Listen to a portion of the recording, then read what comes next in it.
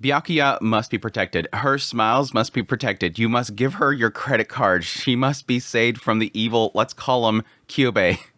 But no, The Magical Girl and the Evil Lieutenant Used to Be Arch Enemies is easily one of my favorite shows of the summer 2024 anime season. It's a short, but it actually works really well as a short, and it looks absolutely gorgeous. It's beautifully directed, and yes, that makes sense because Bones is working on it, which is kind of surprised. I'm not sure if they've worked on a lot of shorts before, but I'm absolutely loving this series, and there's everything about it is kind of working. It's got a nice mixture of, yes, the cuteness that is Byakuya, which at times she looks like Chino from Is the Order a Rabbit, and that really kind of works for me in the state that she's kind of in where she's being used and abused, basically. But it's got this nice little mixture of the cuteness and the comedy and the romance, and it's all kind of mixed up in this sort of tragic tale that just makes you want to protect this magical girl. But I finished watching the first 3 episodes, and I just have to get on here and talk about the show, so let's just jump into it. The Magical Girl and the Evil Lieutenant opens up with, yes, the Magical Girl and the Evil Lieutenant. See, this evil empire is looking to invade, and before they do that, they have to take down the Magical Girl, which her name is Glass Happiness.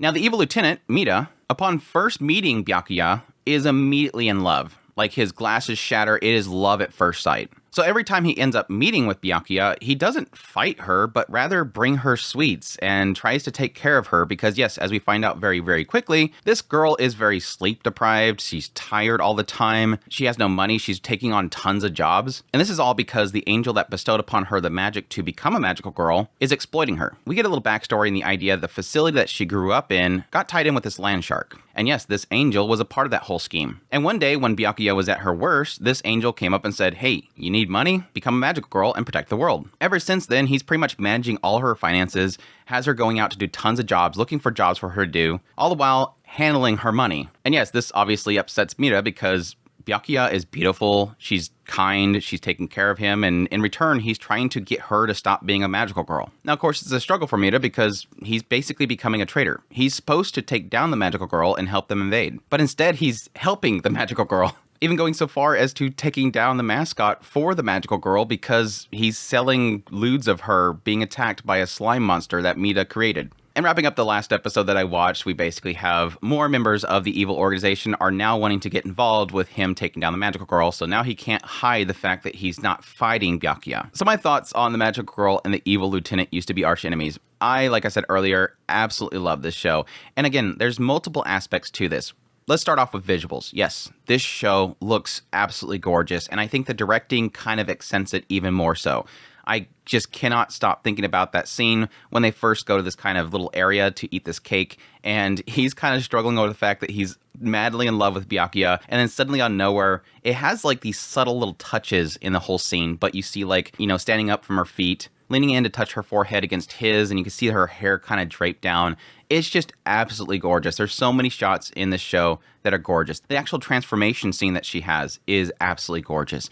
Everything visually is just working for the show. Whenever it's comedic, it has little chibi characters, it really fits with it. Whenever it's more kind of romantic or more heavy, suddenly everything gets a lot more detailed. You get a lot of great lighting and whatnot. It's just through and through. Whenever the show has certain kind of moods being set, the visuals adjust with it to make every single scene stand out. But yes, outside of that, I think the show kind of has a nice mixture of the romance and the fantasy and the comedy itself. The comedy itself works really well for me. Now, I will admit that there's a lot of comedy that is repeating itself. The main joke for this series is the fact that, yes, Byakuya is being exploited by this angel. So a lot of the time, it's really kind of her having the struggle, and then Mita is responding to it by saying, you need to stop working for this evil angel. And then, yes, there's a lot of it is this basically Mita going, oh my gosh, she's so cute. Yes, that part kind of does repeat itself, but I think it does well in sort of changing it up every now and then. Now, the part that I kind of struggle with is, yes, that a lot of the comedy is really dark in nature because, yes, Byakuya is being exploited by this angel. So you'll have times where, yes, she's just extremely overworked. She's literally going to pass out from being worked too much. She's being signed up to work in a nightclub. She's got a business card that the angel made for her that is for nighttime massages. And yeah, there's this whole climactic moment in episode 3 where literally the angel is selling lewds of her, which is basically her being attacked by the slime. He's selling it online, and that's caused Byakuya to be in tears. It's kind of dark and twisted, but at the same time, it's funny to a point. All leading up to these moments where you have the big payoff where Mita goes off and goes after the angel. It's heartbreaking, but at the same time, you're like, yeah, and then you're laughing at it. It all does it really well because it doesn't take itself too seriously, but it is sort of kind of heartbreaking in a sense. I didn't really honestly expect that I would like the romance in the series as much as I do. And yes, a lot of that has to do with the fact that Byakuya is just adorable. I love her design. She's so freaking cute. She's very soft-spoken. Her seiyuu is doing a phenomenal job with her character. Just tickling the ears, basically. It's almost got a sense of almost like ASMR, how beautiful her voice is. But its simple concept is enough that I'm kind of rooting for them. Yes, because Byakuya is being kind of exploited, and now suddenly you have the evil lieutenant is trying to save her and trying to protect her. It's literally what everybody's wanting to do as watching this show. We all want to protect this smile. But it all kind of works really well because Byakuya is not oblivious to what the evil lieutenant is doing. Constantly saying, you're very kind-hearted. Why are you such a kind-hearted person? He's constantly trying to help her out and tell her that what she's doing is wrong and what she's doing is going to hurt herself. But yet at the same time, she has no real choice. She's kind of stuck in this loop that she can't get out of. They're just really sweet together. And him giving her his coat and her having to fix the coat itself with her own embroidery and him just wanting to take it back, but yet he wants to leave it with her because she finds comfort in it.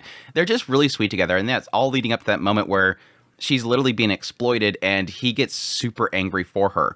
That whole scene with them inside of the alleyway and she's telling him, yes, there's this really inappropriate video of me that's being sold online, and he literally is about to destroy the entire block, the city block, just for her sake. And she's just like, calm down, it's okay, calm down. I absolutely love it. I think they're super sweet together, and the show is just absolutely selling it. Like, again, I think a lot of credit needs to be given to Studio Bones for taking something that's very skit-based and turning it into a show that, while yes, segmented, does really well to kind of flow into each segment. My massive question mark that I have is where the story's going to go from here. I think my biggest question mark is when they're going to bring in this other, I'm assuming she's another magical girl. She could be technically from the evil organization, but it does seem like there is a dark magical girl. I'll be curious what they end up doing with her. As much as I so badly wanted the angel to die, it doesn't seem like he can die, and that's going to be very frustrating to me because man, did it feel so good when he finally went in that room and just wrecked that stupid angel. But I guess that could lead into the dark magical girl. Maybe he gets another girl that will attack Byakuya, and that's where we're going to get that from. But I am very curious where the story will go from episode 4 and onward, because he could have easily gone to the evil organization and said,